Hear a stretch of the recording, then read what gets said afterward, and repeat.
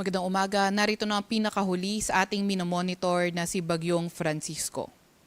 Narito nga yung ating pinakahuling satellite image kung saan may minomonitor pa rin tayong mga bagyo sa loob at labas ng ating Philippine Area of Responsibility. So simulan nga natin sa nasa loob ng ating PAR. Ito ay si Super Silangan ng Apari, Cagayan, nagtataglay ng lakas na hangin na 185 kilometers per hour at bugso na abot sa 230 kilometers per hour. Kumikilos sa direksyong Kanluran, Hilagang Kanluran sa bilis na 10 kilometro kada oras. Sa susunod na slide, ipapakita nga natin yung kanyang forecast track. Samantalang itong isang bagyo sa labas ng ating Philippine Area of Responsibility, nasa Tropical Depression category pa nga rin.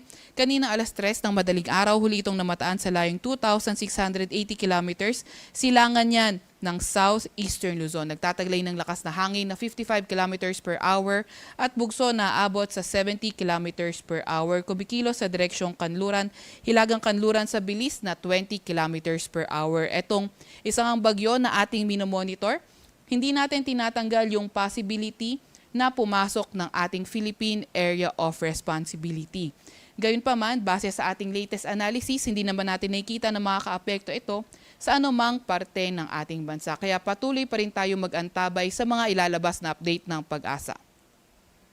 Narito nga yung latest forecast track para kay Bagyong Francisco. So inaasahan nga natin na hanggang bukas ng umaga yung kanyang pagbagal habang tinatahak yung north-northwestward direction, and then afterwards magre-recurve ito papunta na nga sa may southern Japan or sa may bandang Ryukyu Islands.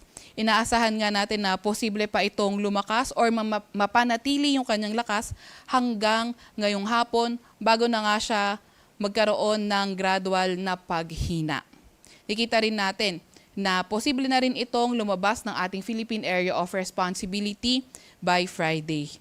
Dito nga sa ating forecast track, nananatili pa ring malayo sa landmass na ating bansa itong si Bagyong Francisco. So gayon pa man, nakataas pa rin ang signal number 1 sa lugar ng Batanes, sa northern portion ng Cagayan, kabilang na ang eastern portion ng Babuyan Islands.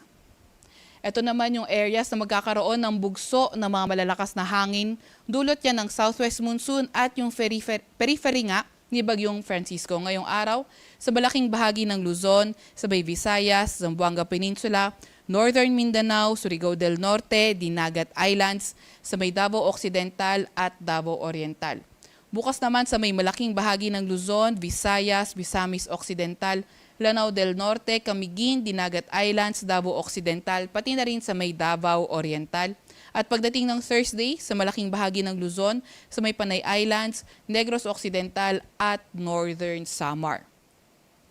May nilalabas nga rin tayong weather advisory. Ito ay kaugnay nitong si Bagyong Francisco at yung southwest monsoon o habagat. So posible yung 50 to 100 millimeters na mga pag-ulan.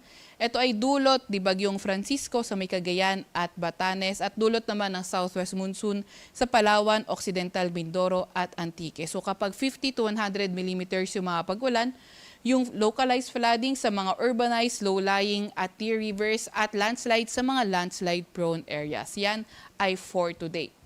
For tomorrow naman, 50 to 100 millimeters na mga pag-ulan dulot ni Bagyong Francisco sa may Batanes at dulot naman ng southwest monsoon sa Occidental Mindoro at Palawan. At pagdating ng Thursday, mayroon pa rin tayong inaasahan na 50 to 100 millimeters na mga pag-ulan sa Batanes, sa may Occidental Mindoro, pati na rin sa may lugar ng Palawan. Wala pa rin naman tayong gale warning sa kahit anong dagat baybayin ng ating bansa, pero pinag-iingat pa nga rin yung mga papalaot sa lugar ng Northern Luzon dahil posibleng umabot sa or posible yung maalong karagatan sa ilang bahagi nito. At yan nga muna ang pinakahuli kay Bagyong Francisco. Mula sa Weather Forecasting Center ng Pag-asa, Veronica Torres.